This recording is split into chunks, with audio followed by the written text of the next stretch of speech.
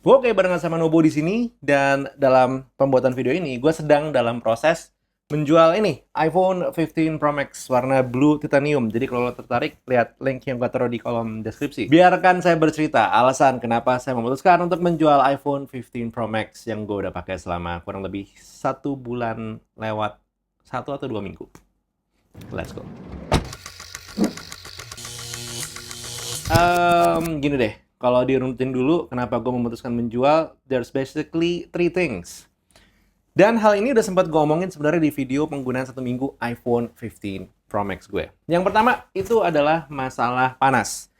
Benar, iPhone gue sempat mengalami overheat sampai aplikasi kameranya nggak bisa kebuka, terus sampai layar pun juga redup gitu kan. Nah, setelah gue mendengarkan saran dari rekan-rekan Sadayana nih gitu ya, oh di-update dulu bang, reviewer nggak update iOS gimana sih? Reviewer bukan?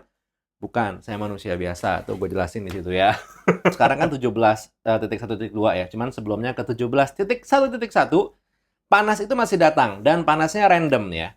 Dalam kondisi lagi nelpon, dalam kondisi lagi nonton, dalam kondisi taruh di dashboard. Tapi memang harus gue akui, ini lebih baik dibandingkan dengan yang sebelumnya. Kalau tadinya tuh panasnya sampai mengganggu kinerja, kali ini panasnya ya panas biasa aja. Tidak mengganggu stabilisasi sensor kameranya, tidak meredupkan layarnya, bahkan performa hari-harinya juga masih aman-aman aja. Tapi ya it's there. Yang kedua, itu adalah masalah blank screen of death. Dalam waktu 1,5 bulan lah ya, gue bilangnya lah ya.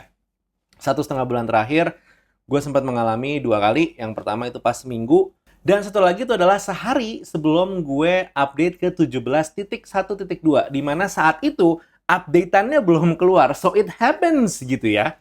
Gue lagi colok, nge-charge, tiba-tiba pas gue lihat handphonenya, loh kok screen-nya blank. Akhirnya gue rekam, dan gue post di Instagram, di Shorts, dan juga di TikTok. So, it happens, it's a bug yang ada di sana, entah sifatnya hardware atau software, but it's there. Nggak sesuatu yang masalah banget sebenarnya, tapi membuat gue bertanya-tanya, Apple gini nih sekarang nih, gitu. Bug simple begini aja kagak bisa lo kelarin. Itu yang kedua. Yang ketiga, ini adalah kasus ini yang membuat gue kayak, wah ini kacau sih. Setiap orang tuh bener-bener punya cara penggunaannya masing-masing ya. Dan esensial untuk gue bisa nge-search app itu dari manapun. Dan yang ini menurut gue bug yang ganggu dan bisa direplikasi pula gitu ya. Lo dari home screen nih, terus lo ngeliat di bagian bawah, itu kan ada tanda search nih di sini. Ini kurang terang ya. Coba bentar, gue terangin dulu. Oke, ini ada tulisan search di sini ya. Gue akan coba klik. Tung. Lihat nggak? Lihat nggak apa yang terjadi? Wow, saya punya invisible keyboard. Ya, keyboardnya nggak ada, tapi bisa ngetik. I mean like really, Apple. Kayak ini bug kecil banget, tapi bisa direplikasi. Ini terus-terusan kayak begini, ini apa? Gue tahu ini bukan satu hal yang besar dan tidak pantas dibesar-besarkan. Yang jadi masalah adalah setiap orang punya cara pakainya masing-masing. Dan esensial untuk gue bisa melakukan search dari page manapun menggunakan iPhone. Kalau misalkan ini adalah salah satu bug yang berurusan dengan iOS, secara teori ya, gue pindah ke iPhone manapun akan mengalami hal yang sama. Yes, but gue tidak perlu membayar 25 juta rupiah untuk mengalami bug ini. So, there you go. That was it.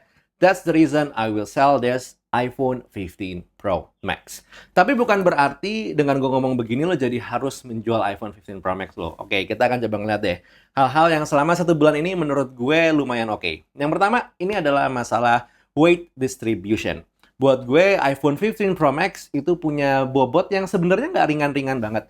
Cuman beda 19 gram bahkan dibandingkan dengan iPhone 14 Pro Max. Tapi terasa di tangan dia jadi jauh lebih nyaman. Menurut gue, ini berkaitan dengan weight distribution lebih baik dari iPhone 15 Pro Max. Dan juga nggak ketinggalan terkait dengan bahan titanium juga yang dipakai sama iPhone 15 Pro Series. So, that's a good one. Yang kedua, ini berhubungan dengan USB Type-C. Tidak hanya masalah interface-nya aja lebih oke, tapi juga berkaitan dengan masalah transfer data. Lebih cepat ya.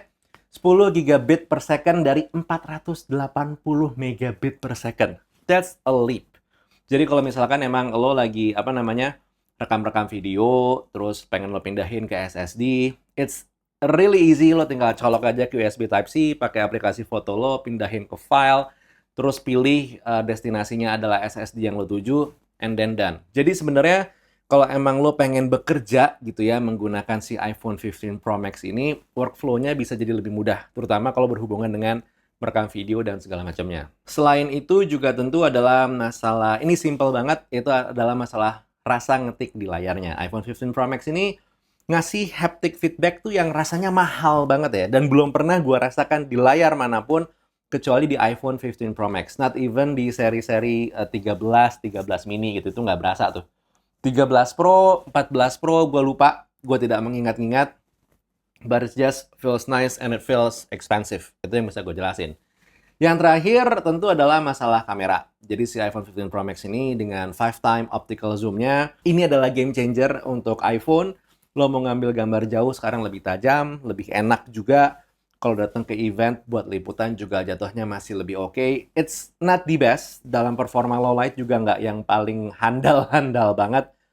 Tapi lumayan lah dibandingin yang sebelum-sebelumnya mah. Pabalatak gitu ya. Dan juga sebenarnya adalah kemampuan software kameranya sih sebenarnya untuk lo bisa melakukan banyak hal dari ngerekam ProRes log untuk video. Satu buah sistem yang bagus dan juga menyenangkan. Tapi balik lagi, di gue ujung-ujungnya, semua tuh terkait dengan masalah full experience, hardware dan juga software. Kalau misalkan lo punya software yang bagus, tapi kalau perkara, again, perkara lo mencet search di sini aja, terus tiba-tiba keyboard lo hilang, dan harganya 25 juta, it ain't worth it.